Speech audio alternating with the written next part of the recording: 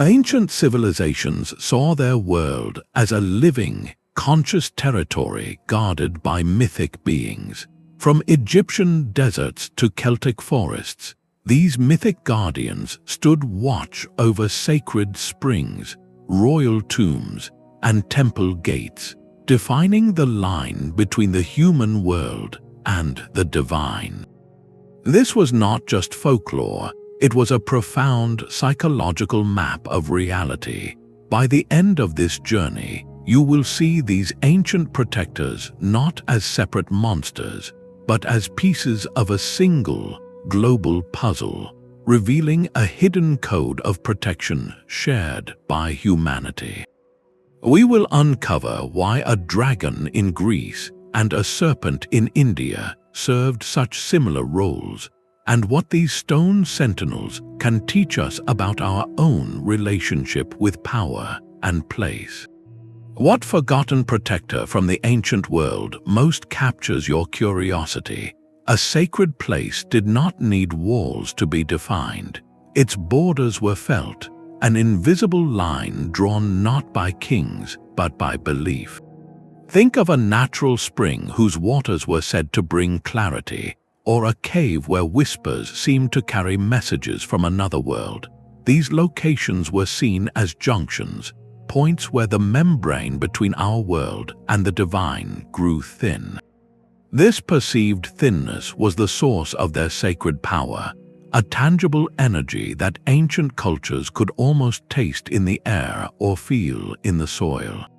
But such a powerful connection was inherently unstable. A place brimming with divine energy could be corrupted, its power misdirected by those who did not understand it. Societies shifted from roaming to building. The guardians evolved in form and function.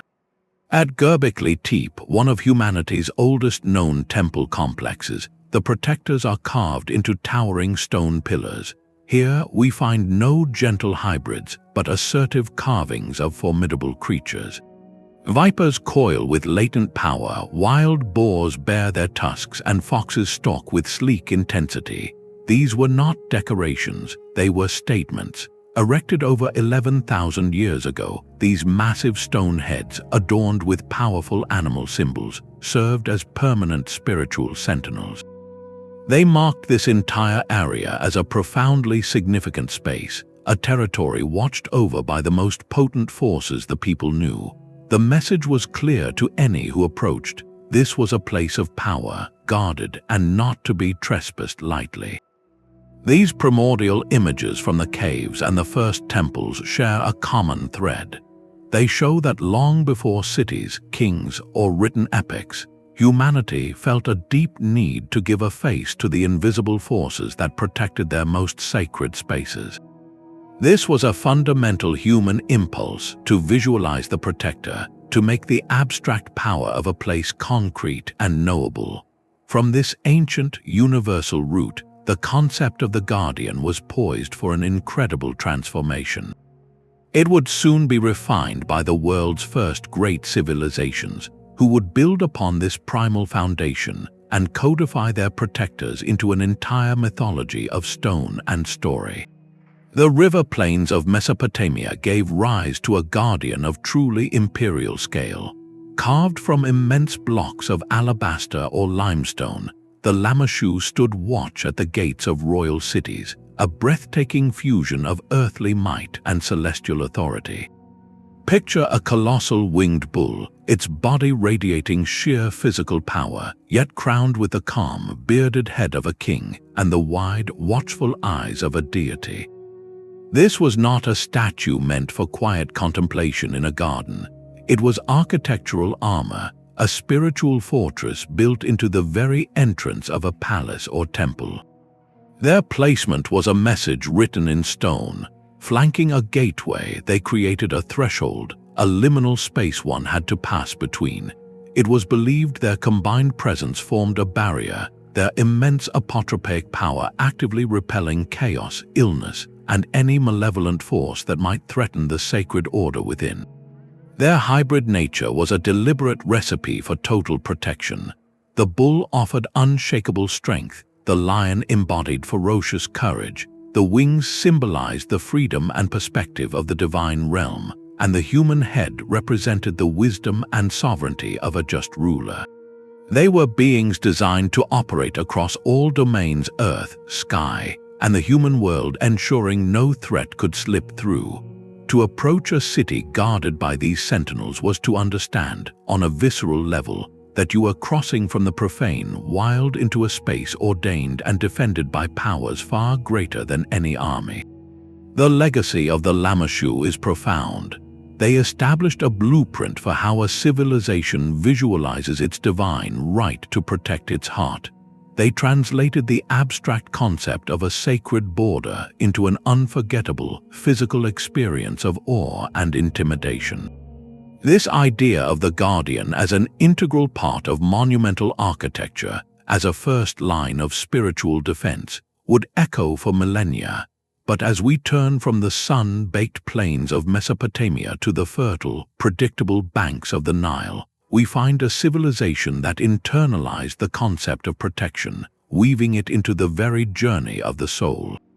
While the Lamassu stood guard over the gates of the living, another civilization built its sentinel to watch over the gates of the dead. Carved from the living bedrock of the Giza Plateau, the great Sphinx presents a different kind of power. This is not the heraldic power of a city entrance, but the eternal, silent power of a desert necropolis.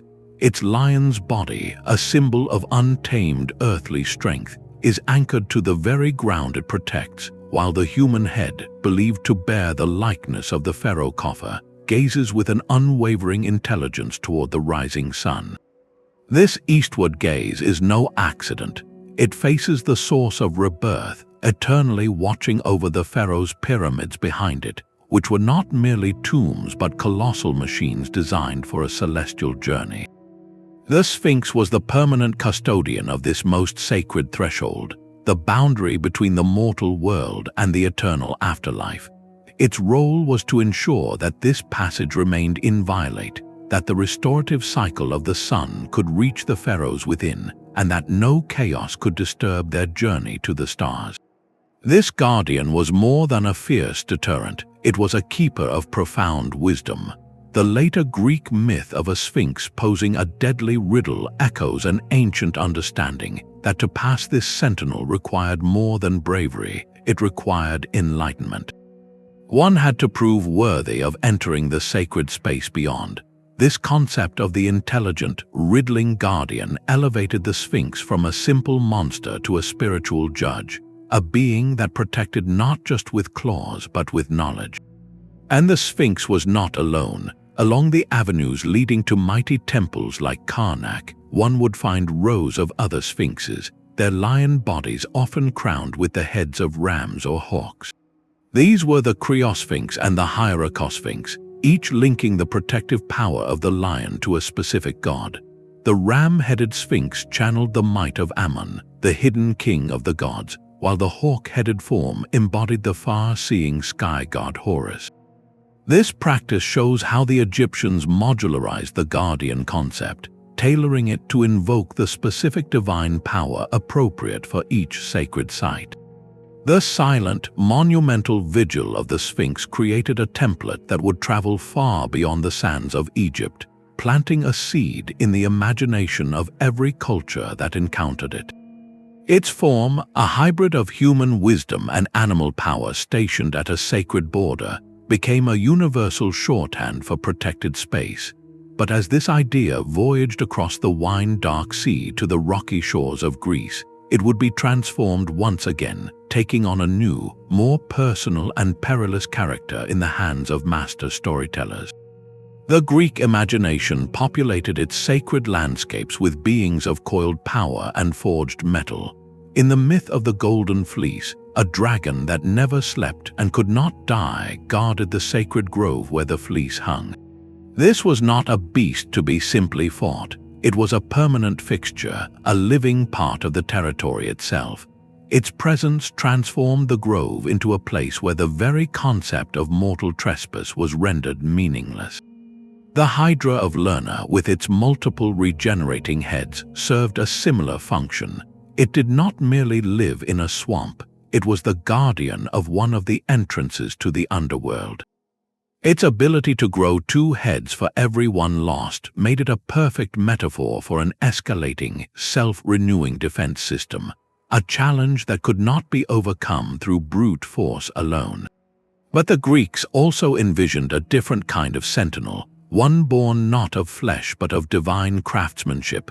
Tolos, the bronze giant who marched around the island of Crete 3 times a day, was a living, breathing perimeter wall. Forged by the god Hephaestus, he was a programmed protector, hurling boulders at approaching ships to keep the sacred island inviolate. Even the workshop of Hephaestus itself was said to be protected by golden automata, metal maidens who could speak and reason. This idea of the crafted guardian reveals a fascinating layer of Greek thought. A sacred place could be protected by a creature of primordial chaos, like the Hydra, or by a product of the highest order and technology, like Tolos.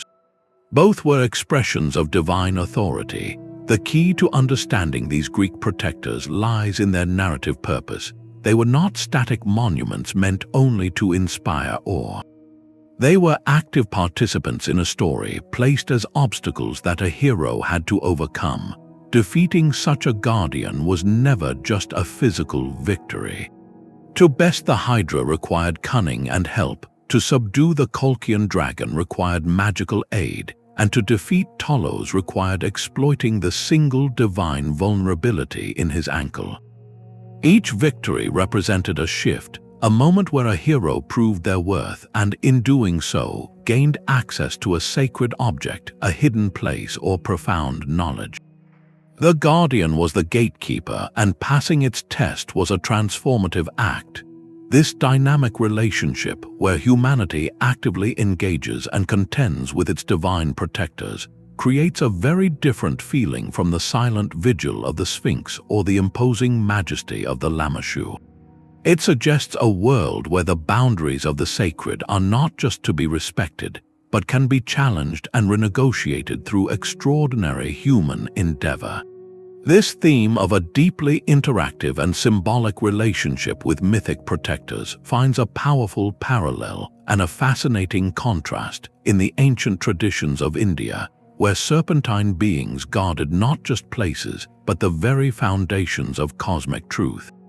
The serpent in the Hindu and Buddhist world was never a simple monster. In the form of the Naga, it became a deity of the deep earth, a guardian of life's most essential element.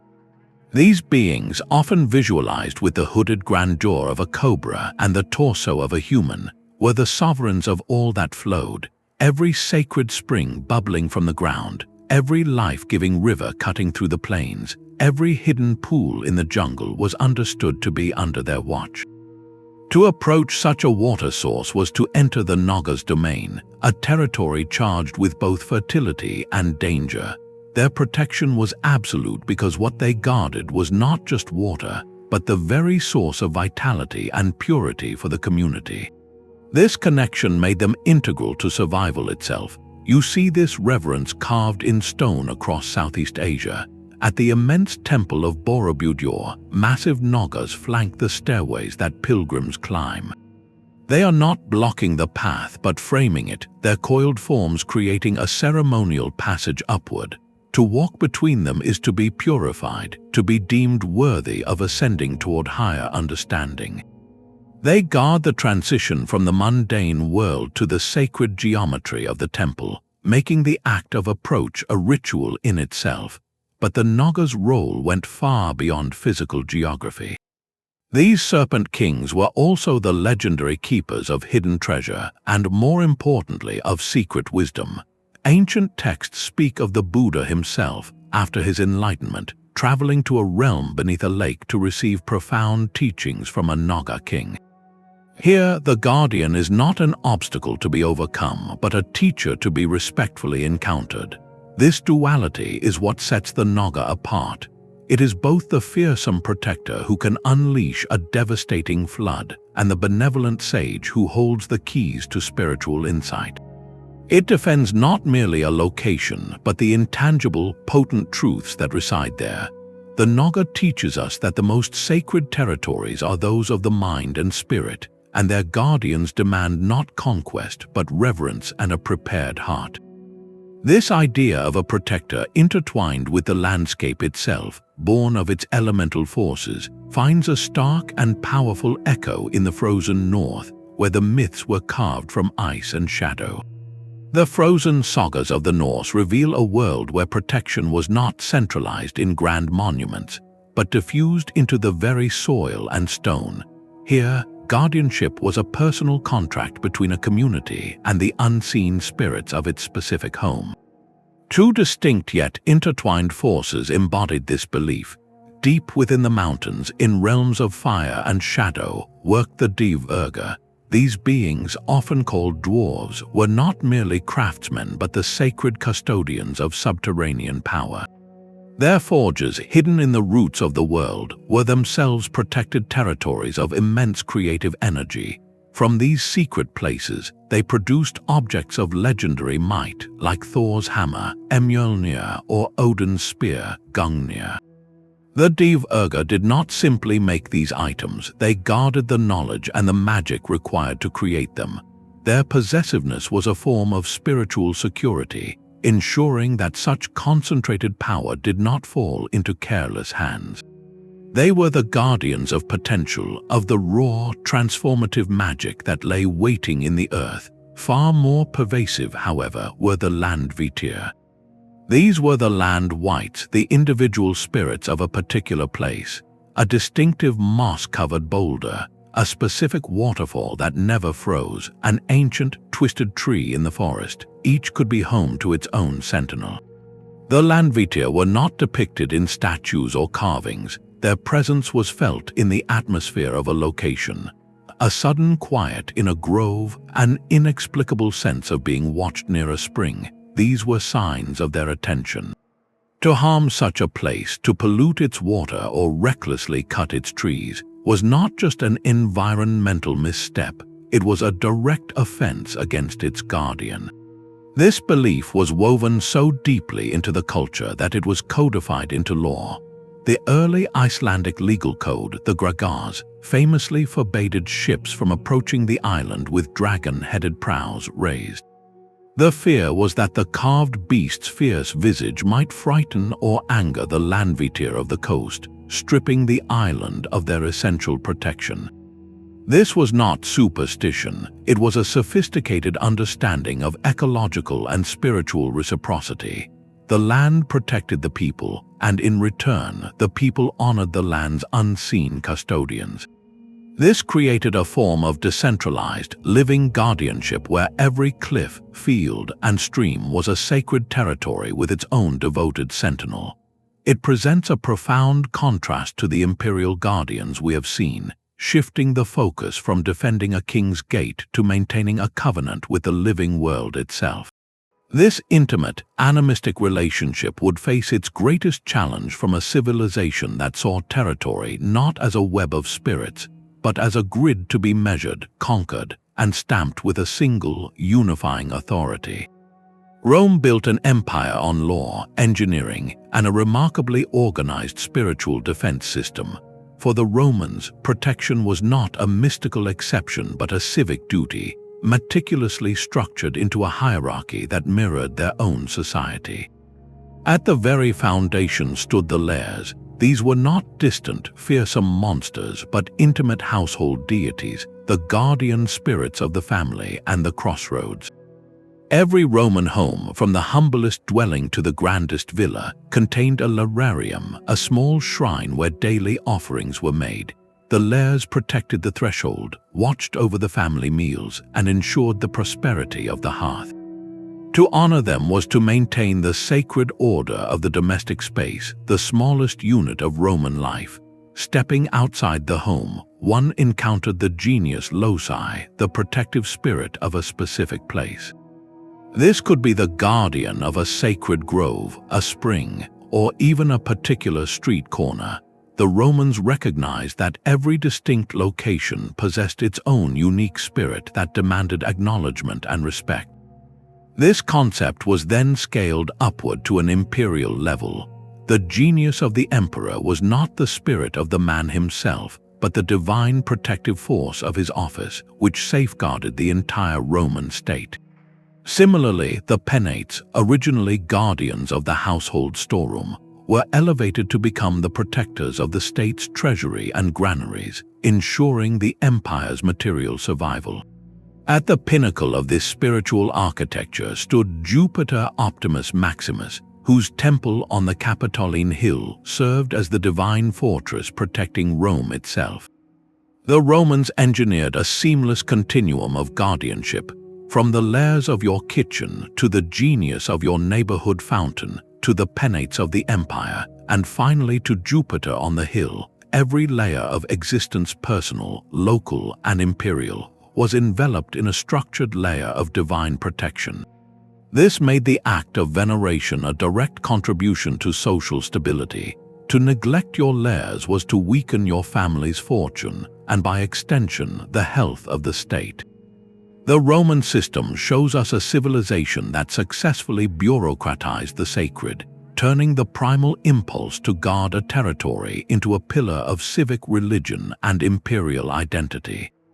This rigid, hierarchical model presents a striking counterpoint to traditions where the guardians were wilder, less predictable, and woven directly into the untamed landscape itself. In the dense jungles and sun-drenched pyramids of Mesoamerica, the serpent was not a demon but a divine architect. It shed its skin to embody the very cycles of death and rebirth, and in its most elevated form it grew feathers. The feathered serpent, known as Quetzalcoatl to the Aztecs and Kukulkan to the Maya, was a being of profound duality. Its body was rooted in the earth, while its magnificent plumes reached for the heavens. This was no mere guardian of a single temple. It was a cosmic warden, protecting the fragile bridge between the terrestrial and the celestial realms. Quetzalcoatl was credited with giving humanity maize, the arts, and the calendar, guarding not just a place, but the foundations of civilization and knowledge itself. To stand before a temple dedicated to this being was to stand at the axis of the world. You can still feel this today at the Ciudadela in Teotihuacan, where colossal stone serpent heads emerge from the pyramid's base, their jaws agape as if frozen in an eternal hiss. They do not just decorate the staircase, they frame the path of ascent, transforming a physical climb into a symbolic journey through the serpent's domain. But the protection of these sacred territories also reached into the deep, dark places below. Caves were not empty holes, they were seen as mouths, the entrance to Xibalba, the Maya underworld. These portals were thresholds of immense power and danger, and they required vigilant guardians. Specific deities or formidable beings were tasked with this duty, ensuring the chaotic forces of the underworld remained contained, preventing them from flooding into the world of the living. The Mesoamerican vision presents a guardian whose primary function was balance. The feathered serpent and the cave protectors were two sides of the same coin, one maintaining the connection to life, giving order above, the other securing the boundary to the transformative chaos below. This intricate system reveals a world where every sacred space, from the highest pyramid to the deepest cavern, was a critical gear in a vast cosmic machine. As our exploration continues, we find this same profound relationship between protector and territory expressed in a completely different language, one written on the waves of the greatest ocean on Earth. Across the vast expanse of the Pacific, the relationship between a people and their protectors was written not in stone, but in the currents of deep ocean trenches and the still waters of hidden pools. For the Polynesian peoples, every significant feature of the landscape was alive with conscious presence, and the most powerful of these were the Taniwha and the Mau. These were not monsters from a foreign pantheon, but deeply local spirits, their identities woven into the specific geography of a tribe's ancestral lands. A Taniwha might be the guardian of a particular stretch of river, its form as fluid as the water it inhabited, appearing as a giant serpent, a shark, or a gecko. Its nature was equally complex, a reflection of the environment itself. A Taniwha could be a fierce kaishiaki, a protective guardian for a village, ensuring safe passage for canoes and abundant fishing. Yet that very same being could become a destructive force if its domain was disrespected, if the tapu, the sacred prohibitions of the area, were broken. The loss of life in a treacherous current was not seen as a random accident, but as the direct consequence of offending the local sentinel. This principle was mirrored in the Hawaiian traditions of the Mau. These immense, lizard-like spirits were the sovereigns of freshwater, the lifeblood of the islands.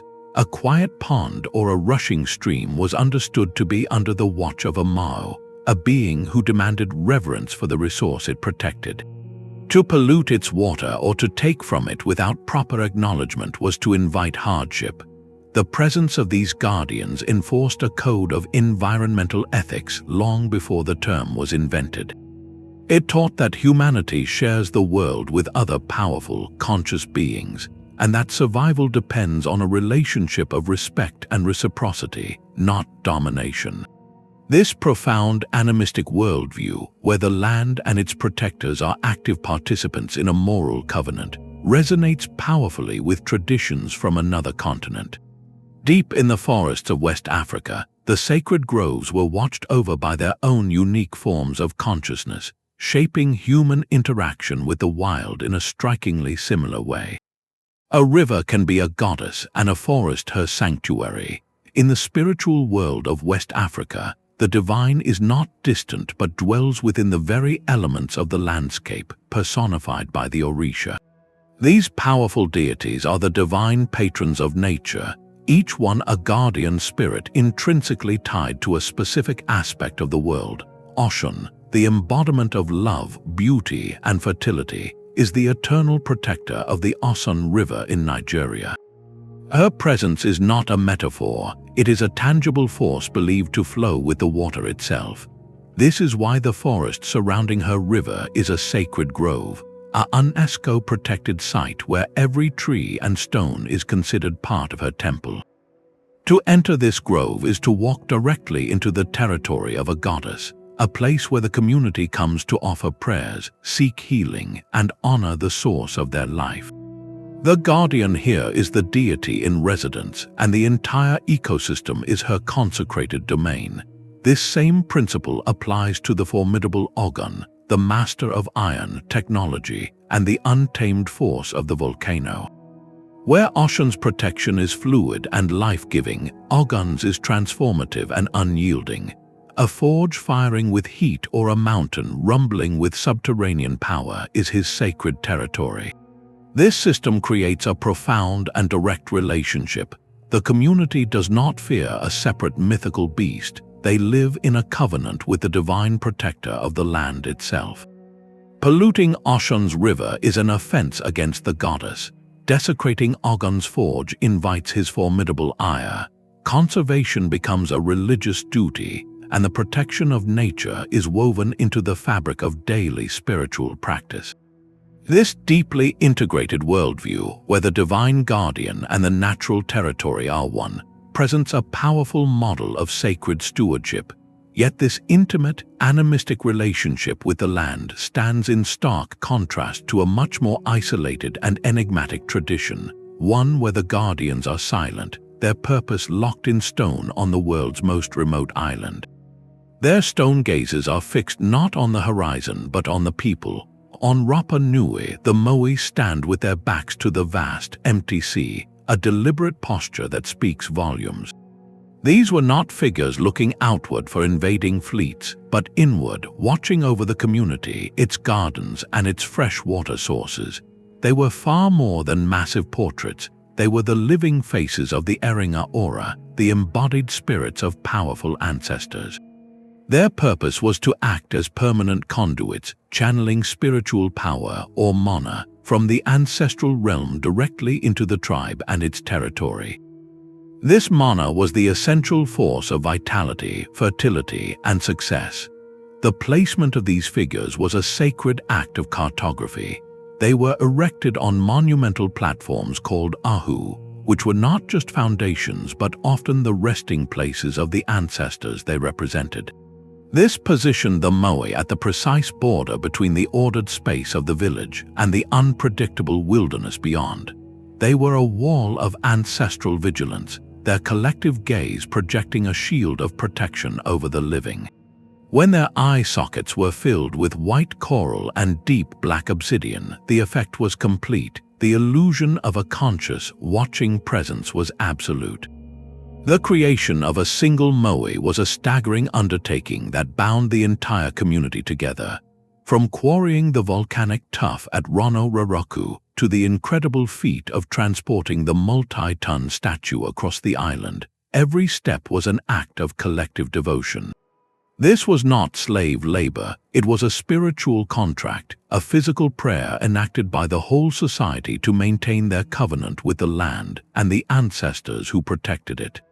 The silent, imposing vigil of the moai represents perhaps the most literal form of territorial guardianship, where the landscape itself is populated with stone sentinels, forever watching, forever protecting the life sustained within their gaze.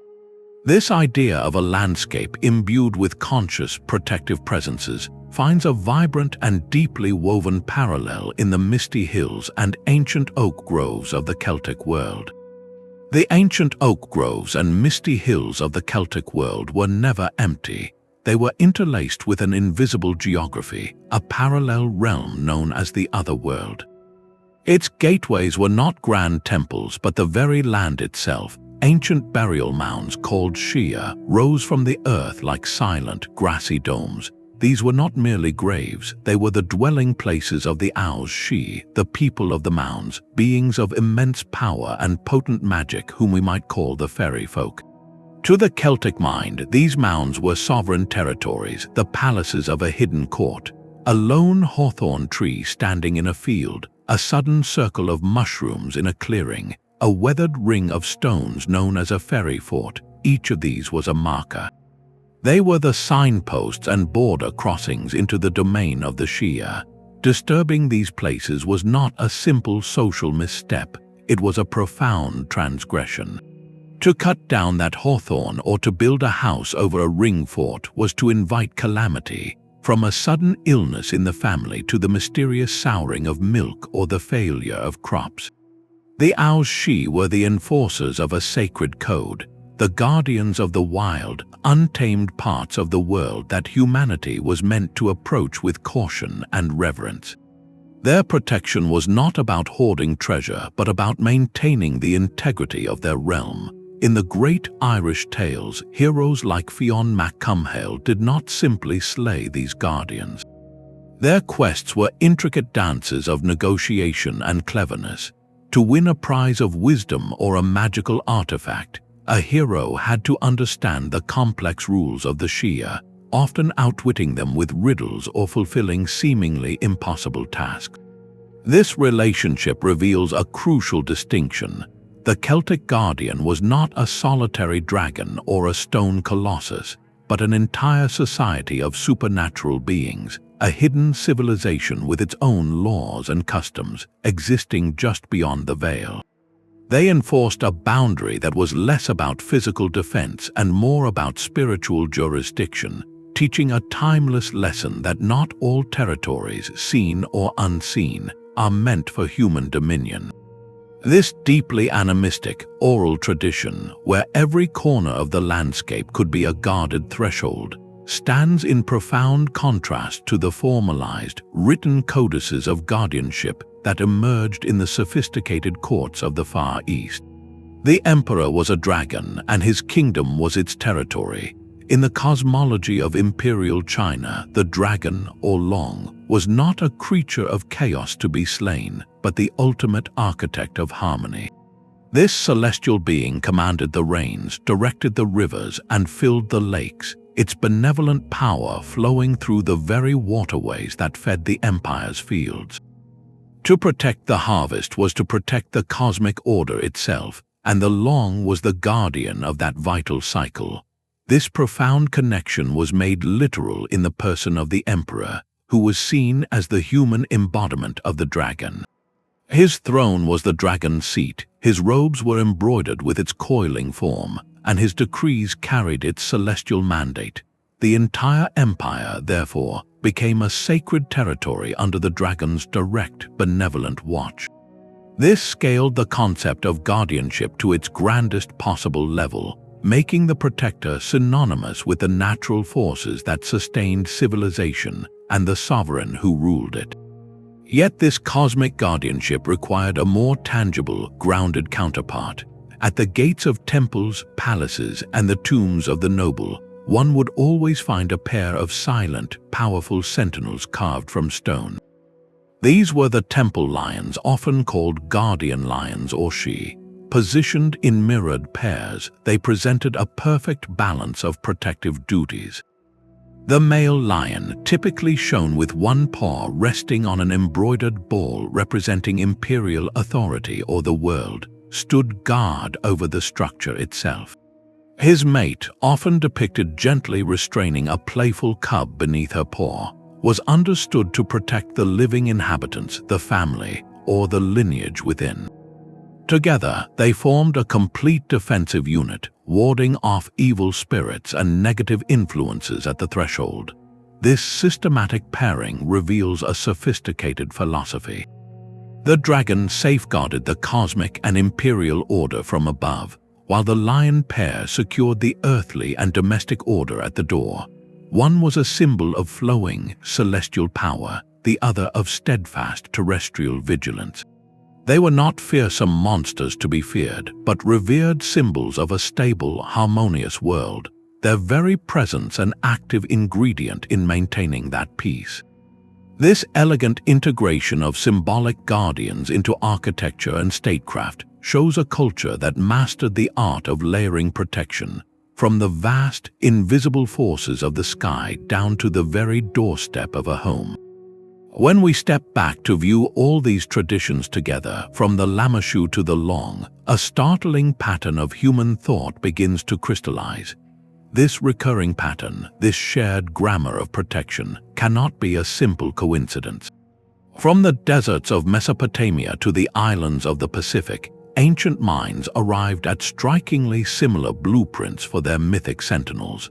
The first and most visually arresting of these universal traits is hybridity. A guardian is rarely just a lion or just a man. It is a fusion, a deliberate combination of the most potent attributes a culture knew. The Lamassu merged the strength of a bull, the courage of a lion, the wings of an eagle, and the wisdom of a human king.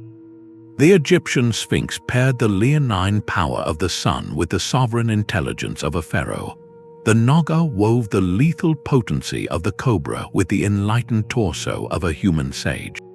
This was not artistic whimsy, it was functional design. A hybrid being by its very nature could operate across multiple domains. It was not bound to the earth like a bull, nor limited to the sky like a bird. It was a creature of the threshold, capable of guarding the border between the human village and the wild forest, between the river's surface and the spirit world below, or between the world of the living and the realm of the ancestors.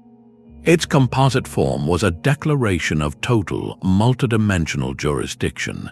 This leads directly to the second universal principle, placement. These beings are almost never found at the center of a city or the heart of a temple.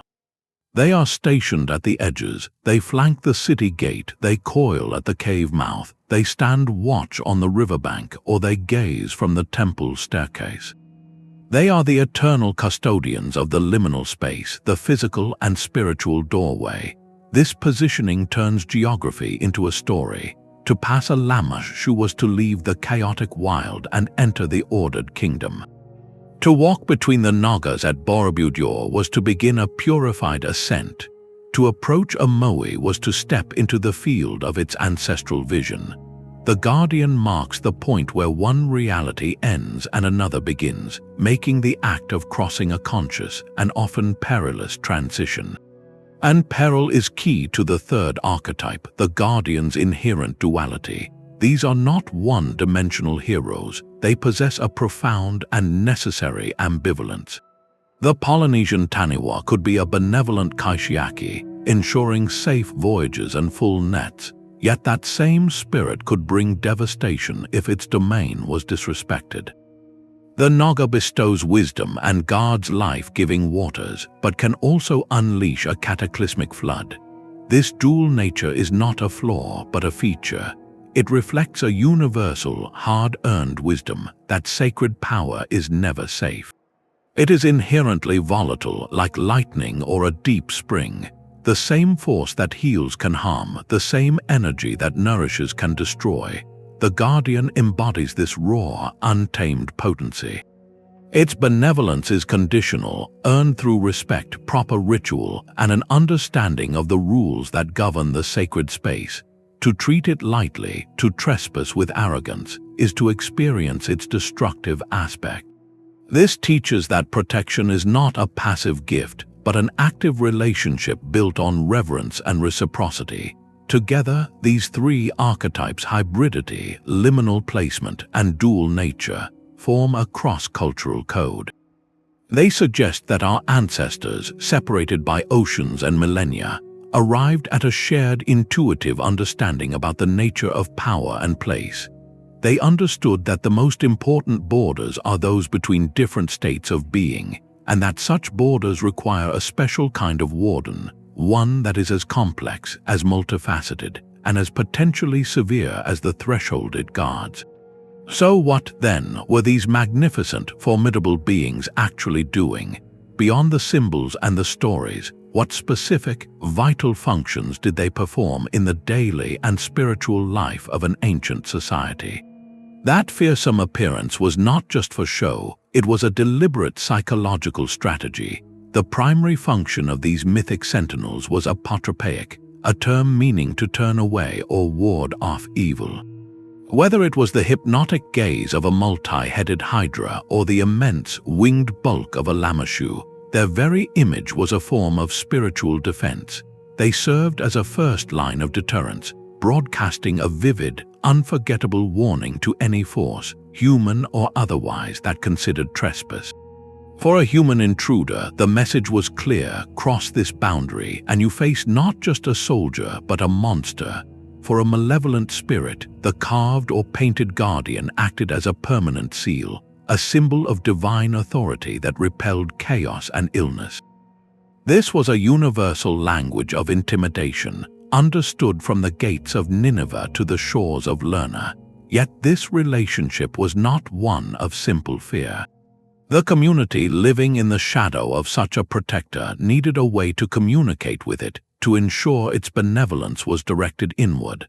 This necessity gave rise to the Guardian's second vital function, as a focal point for ritual. The Guardian was the divine interface for the sacred site. Priests and community members did not ignore their stone sentinel. They engaged with it through offerings, prayers, and specific ceremonies. Pouring libations at the base of a Naga stone, leaving small tokens for the Lares at the household shrine, or performing a ceremonial dance before the moe, these were not superstitious acts. They were the essential maintenance of a relationship. Through ritual, the people acknowledged the Guardian's power, thanked it for its protection, and reinforced the sacred covenant that kept their world in balance. This regular interaction transformed the Guardian from a distant, terrifying monument into an active participant in community life, a being whose favor could be cultivated and whose power could be channeled for the good of all. And this channeling of power leads directly to the third, and perhaps most profound, function: social and political control. Rulers and elites across the ancient world were masterful at harnessing the symbolic weight of these protectors. By declaring that a king was the living embodiment of a guardian, like the Chinese emperor as a dragon, or that the state itself was under the direct protection of a specific deity, like the genius of the Roman emperor, they wove their political authority into the very fabric of the cosmos. The Guardian became a piece of ideological machinery. Its presence at a border did not just mark a geographical line. It declared that this land and its people were the rightful domain of a particular ruler or god.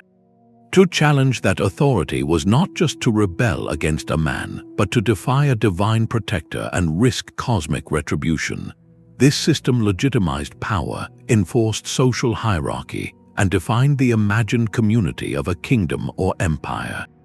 The Guardian, in all its terrifying glory, was thus a multi-tool of ancient society, a psychological deterrent, a ritual conduit, and a political emblem, all carved from the same stone. To see how this powerful idea was translated from myth into monument, we must now examine the hands that shaped them and the materials they used. The materials chosen to manifest a guardian were never accidental. They were a profound declaration of a culture's deepest beliefs about time, power, and the very nature of the sacred. For the pharaohs of Egypt and the kings of Assyria, eternity was the ultimate goal. Their guardians, like the great Sphinx or the winged Lamassu, were hewn from the living bedrock or carved from mountains of limestone.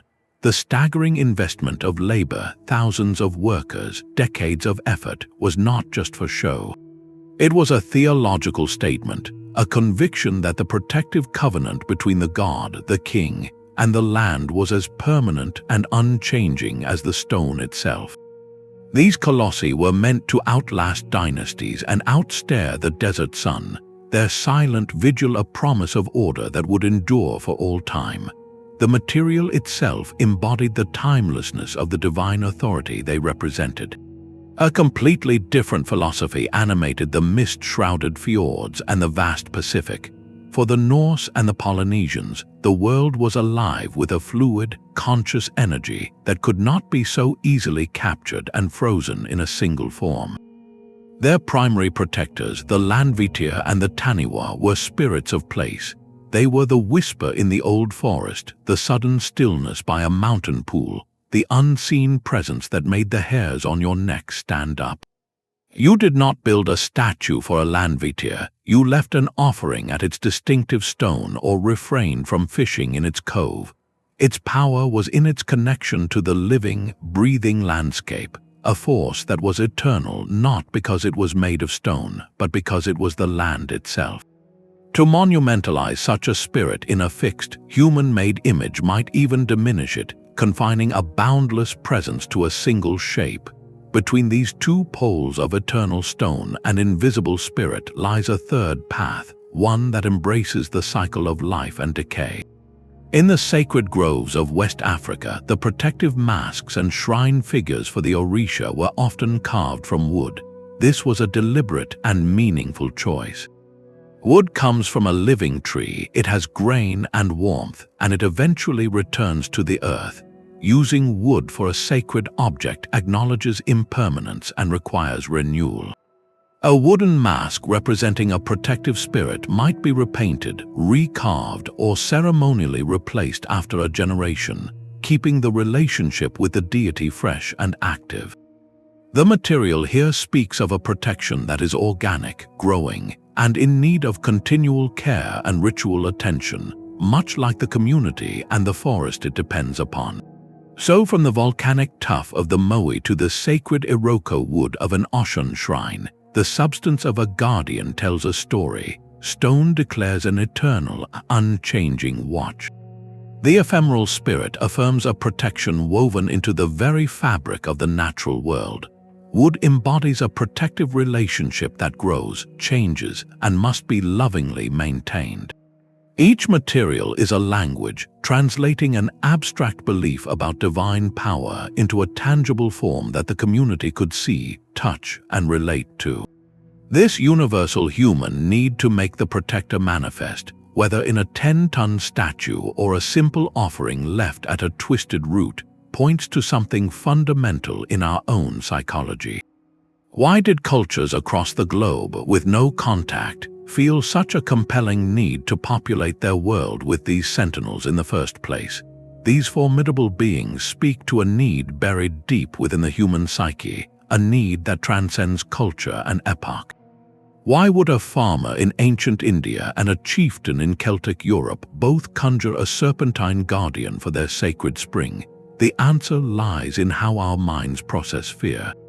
The unknown is terrifying in its formlessness. The dark forest, the treacherous mountain pass, the deep, unseen currents of a river, these spaces are filled with potential threats we cannot predict or control.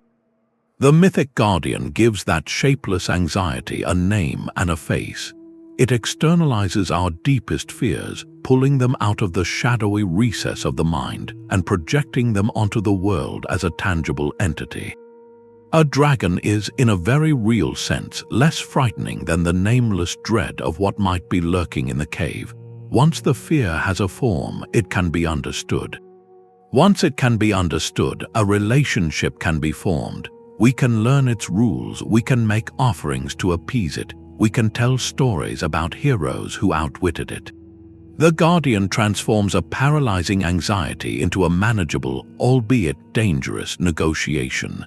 This is a profound psychological coping mechanism, a way for humanity to impose narrative order onto a chaotic and indifferent natural world.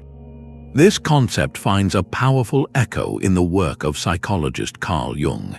He proposed the existence of a collective unconscious, a deep, shared layer of the human psyche populated by universal archetypes.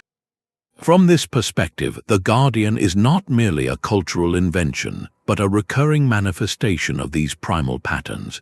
The guardian often embodies the archetype of the shadow, representing the untamed, wild, and potentially destructive parts of ourselves and the world that we must confront. To face the dragon at the gate is to face the parts of our own nature we fear most.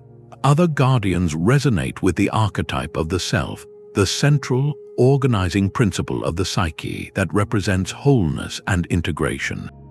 The wise Naga king who offers secret teachings, or the Sphinx who guards the passage to enlightenment with a riddle, are not mere obstacles. They are gatekeepers to deeper self-knowledge. They protect the sacred territory of the psyche itself, ensuring that only those who have faced the necessary challenges and integrated their own shadows can access the treasure of true understanding. So these mythic sentinels were never just stone and story. They were the mind's own guardians, standing watch over both the physical landscape and the internal wilderness of the human soul. This deep psychological necessity ensured the guardian's role was far from over. As the great empires of antiquity faded into history, these primal protectors were ready for their next great evolution, finding new homes in the castles and cathedrals of the medieval world. A new spiritual order demanded new protectors. As Christianity spread across Europe, the landscape of the divine was being redrawn, and the old guardians of the pagan world faced a stark choice: be converted or be condemned. The mighty dragon, once a symbol of the earth's untamed power, was systematically recast. No longer a neutral force of nature, it became the great red dragon of the Book of Revelation, a direct manifestation of Satan and chaos, to be vanquished by the archangel Michael. On the ground, saints like George took up this celestial battle, their hagiographies filled with tales of slaying dragons that terrorized cities. These were not just stories of heroism, they were powerful theological statements.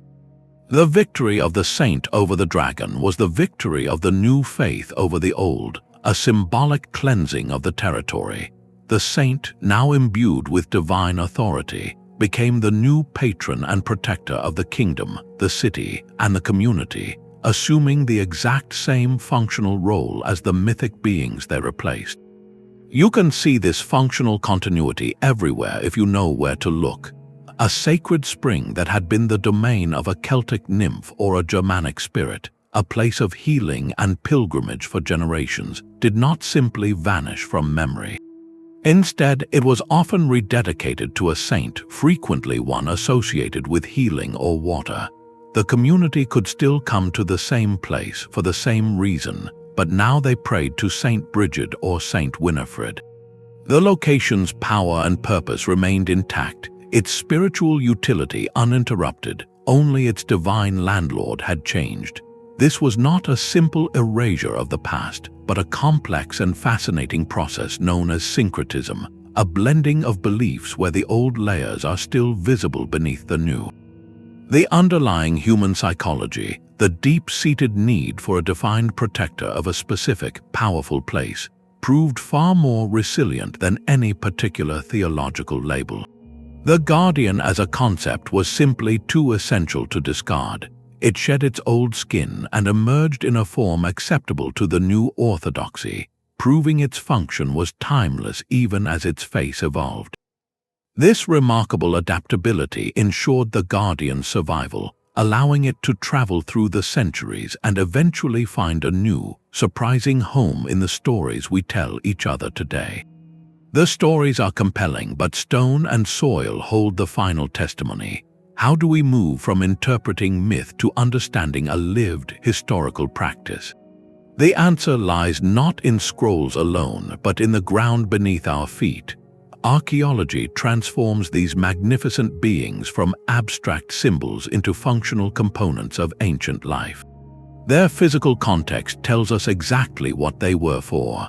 When excavators uncover a pair of colossal Lamassu statues still flanking the ruined gateway of an Assyrian palace, the discovery is definitive. This is not a sculpture moved to a museum, it is a sentinel found at its post. Their placement confirms their primary role as architectural and spiritual armor, the first line of defense for a sacred royal space. They were not decorative art, they were built-in guardians. Beyond monumental statues, written words etched into stone or metal provide the operating manual for these protectors.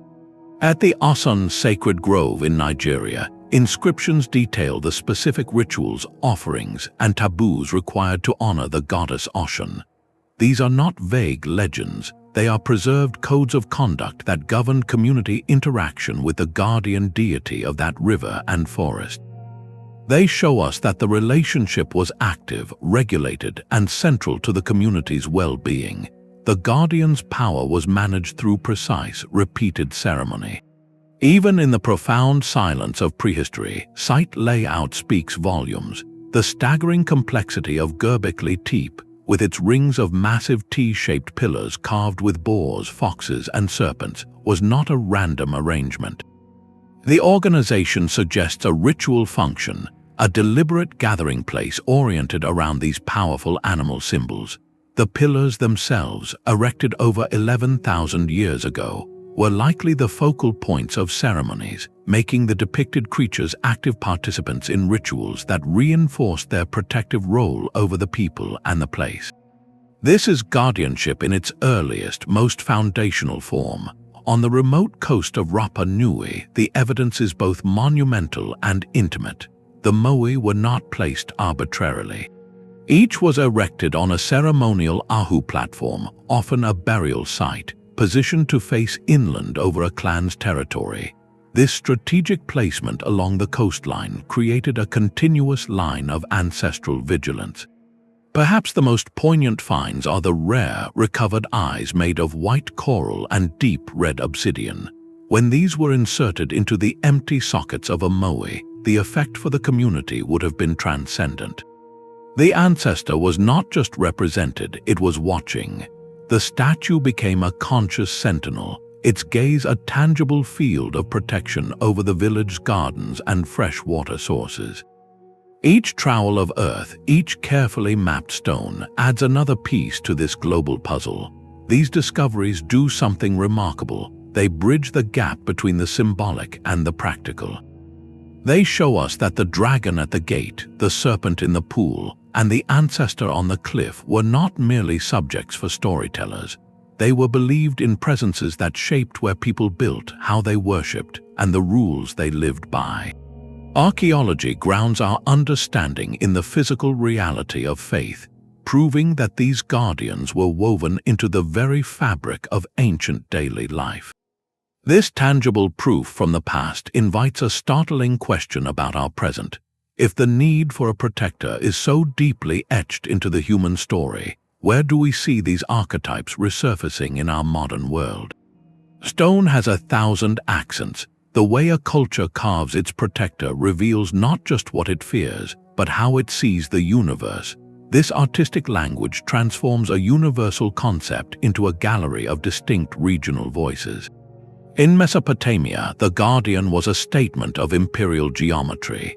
The The Lamassu is a study in controlled, overwhelming power. Its form is built from massive, cubic blocks, every feather in its wings meticulously ordered, every curl of its beard rendered with precise, stylized detail. This was not an attempt to mimic nature, but to transcend it, to create a being that reflected a civilization's obsession with cosmic order and unchallengeable authority. Its sheer, static mass was the aesthetic of absolute rule, a visual anchor for a kingdom's borders. A world away under the Egyptian sun, a different kind of permanence took shape. The Great Sphinx embodies serene, timeless symmetry. Its form flows in smooth, harmonious curves, the human face composed with an almost otherworldly calm. This artistic choice reflects a core belief in Maat, the fundamental order of the cosmos that was eternal and unchanging. The Guardian here is not a display of raw, active power, but a monument to balance, a symbol of the pharaoh's duty to maintain a perfect, everlasting state. Its aesthetic is one of quiet, eternal vigilance. Shift the scene to the rocky shores and deep forests of the ancient Greek and Norse worlds, and the artistic sensibility transforms entirely. Here, guardians are depicted in motion and multiplicity. The Hydra is not a single, solid form, but a writhing tangle of necks and heads, a creature of terrifying dynamism. The Norse world serpent, Jormungandr, coils around the entire earth, its scale a concept of endless, chaotic struggle. These are not statues of order, but illustrations of a worldview that accepted conflict, change, and complexity as fundamental truths. The Guardian's power is shown as active, messy, and escalating, a perfect visual metaphor for a universe where balance is won through constant effort. Now sail into the vast blue expanse of the Pacific. Here, the descriptions of the Taniwha become fluid and organic, mirroring the environment itself. They are said to shift shape, appearing as a great shark, a giant lizard, or a log that suddenly moves against the current. Their form is not fixed in stone, but is as changeable as the sea, reflecting a relationship with the natural world that is intimate, adaptive, and deeply responsive. The artistic language is one of flow and transformation. This stunning diversity of style is the final, beautiful proof of the concept's power. The core idea, a mythic being protecting a sacred territory, remains constant, but its visual expression is tailored with exquisite precision.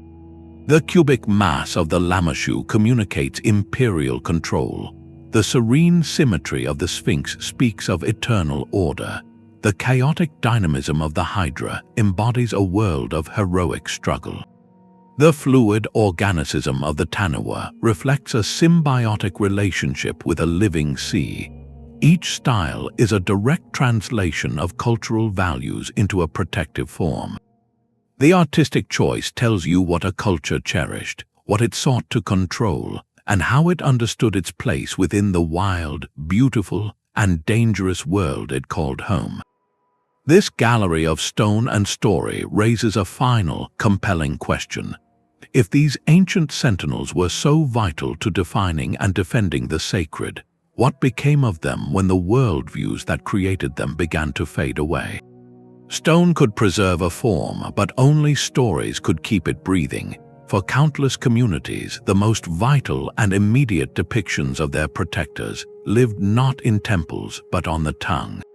These were the guardians of folklore and oral tradition, beings like the Slavic domovoi who watched over the household from the warmth behind the stove, or the Japanese kappa, a river spirit whose politeness could be its own undoing. Unlike the monumental Sphinx or Lamassu, fixed in a single, imposing pose for eternity, these spoken guardians were fluid. Their descriptions could shift from one village to the next, from one storyteller to another, adapting to the local landscape and the specific lesson being taught. This was not inconsistency, it was a sign of a living, evolving relationship. A Taniwha, for instance, was not a single creature with a rulebook. In one coastal bay, stories might describe it as a benevolent kaishiaki, guiding fishing canoes to safety and ensuring a bountiful catch. Yet in the next bay over, just beyond the headland, the same type of being might be recounted as a fierce, territorial predator. This variation was deeply intentional. The first story taught gratitude and cooperation with the guardian of a generous sea. The second served as a stark warning, a narrative fence post marking a treacherous current or a fishing ground that was tapu, or forbidden, to protect a delicate ecosystem. The guardian's character was tailored, a narrative tool for teaching precise environmental stewardship and social rules for that exact location. This fluidity reveals something profound about oral tradition. It allowed a mythic protector to be a conversation, not a decree. The Aos Sí of the Celtic world were not statues in a grove, they were beings described in fireside tales, their capricious nature and complex etiquette passed down as cautionary wisdom. You learned not to build on a ferry path or to disrespect a lone hawthorn tree, not from a sign, but from a story about a family who did and suffered misfortune. The guardian existed in the collective memory, its power reinforced every time its tale was told, its rules for engagement debated and clarified by each generation. This kept the concept intimately responsive. If a new danger emerged in the community, perhaps a strange illness or a series of poor harvests, the stories could adapt, offering new interpretations of the guardian's displeasure or new rituals to restore balance. The spoken word gave these beings a life beyond any static image, weaving them directly into the daily fabric of moral instruction, historical memory, and ecological lore. They became as personal and variable as the landscape itself, a testament to the human need for protectors that could grow and change right alongside the people they watched over. The world began to lose its voice. For millennia, a spring could be a goddess, a mountain past the home of a watchful spirit, and a forest a living community of unseen guardians. But a profound intellectual current began to shift this ancient understanding. Thinkers in various cultures started to propose a radical idea that the universe operated not through the will of countless conscious beings, but through a set of impersonal, discoverable laws. This philosophical turn, which scholars later called the disenchantment of the world, slowly drained the color from the landscape. The land was no longer a sacred territory, a partner in a spiritual dialogue. It became a stage, a collection of resources, a blank slate awaiting human measurement and use. The great monotheistic faiths, while rich in their own angelic hierarchies, often centralized divine presence into a single, transcendent source, leaving less room for the localized, animating spirits of a particular rock or river. The guardian, once a vital spiritual interface, was gradually reclassified. It became folklore, a superstition, a charming story for children, but no longer a truth that shaped daily behavior or community law. This was not a sudden event, but a slow, centuries-long erosion of a way of seeing. A surveyor's map, with its neat property lines and elevation charts, replaced the mental map of fairy forts and Naga pools. The function of the dragon was outsourced to the legal deed and the castle wall. This intellectual liberation enabled incredible progress, unleashing the engines of science and industry that built our modern world. Yet this progress came with a profound, often unrecognized cost. By silencing the guardians, we broke a fundamental covenant. We transitioned from seeing ourselves as participants within a conscious, protected world to seeing ourselves as masters standing outside of it. The river was no longer Ocean's body to be revered, but H2O to be diverted. The ancient forest was no longer the domain of the Aos Sí, but so many board feet of timber. This shift in perception severed a deep ecological and psychological tether. It allowed for the exploitation of nature on an unprecedented scale, because there was no longer a spiritual consequence, no guardian's wrath to fear for poisoning a spring or clear-cutting a grove.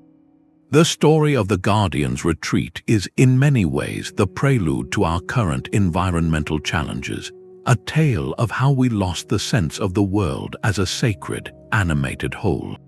But even as the old sentinels faded from belief, their shadow lingered, and their essential function sought new forms in a world that still, desperately, needed protection.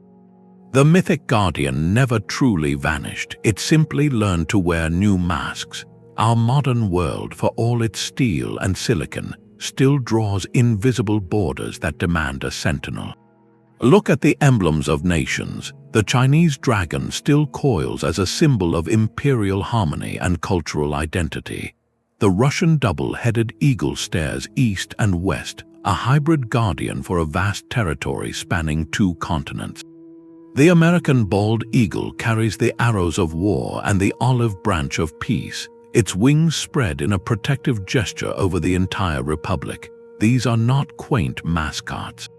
They are the direct descendants of the Lamassu and the Imperial long, now guarding the most powerful sacred territory of the modern era, the nation-state itself. They channel ancient awe into contemporary patriotism, transforming the abstract concept of a country into a symbol you can feel. But the most vibrant refuge for the ancient guardian is the realm of fantasy.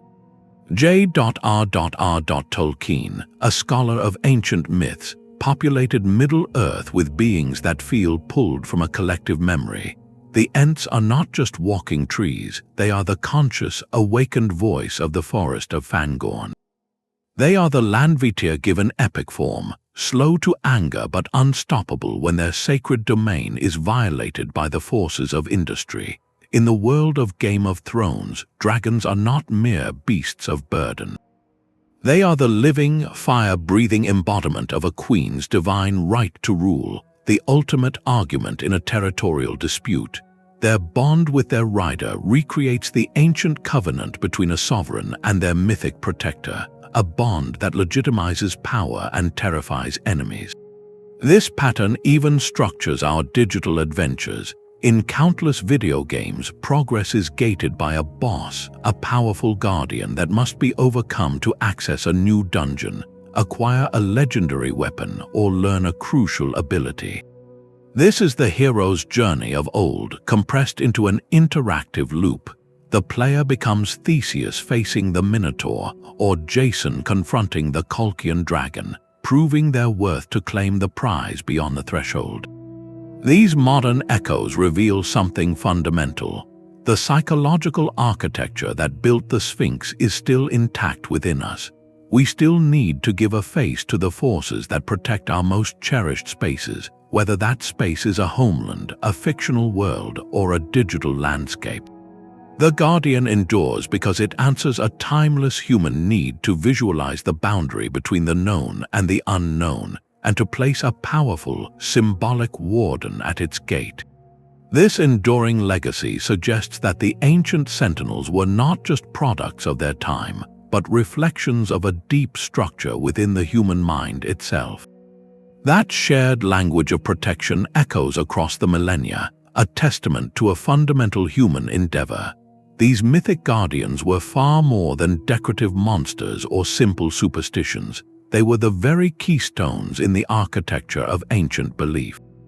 By giving a tangible form to the sacred, they made the intangible power of a place something a community could see, understand, and relate to. They were the psychological tools that enforced a cosmic and social order, teaching every individual their place within a world that was alive, conscious, and watching. The silent gaze of the Moe, the coiled presence of the Naga, the whispered warnings of the Landvættir, all served this profound purpose. They established a framework for interacting with the unknown, transforming formless dread into a relationship built on rules, reverence, and ritual. In our current age of environmental crisis, this ancient world holds a startlingly urgent wisdom. The old sentinels remind us that the world is not a passive resource to be consumed, but a deeply meaningful territory, a living system that once commanded respect and demanded a sacred covenant. Their silent vigil across the ages asks us a poignant question. What might we rediscover if we once again saw the forests, rivers, and mountains not as properties to be owned, but as landscapes worthy of a guardian's devotion?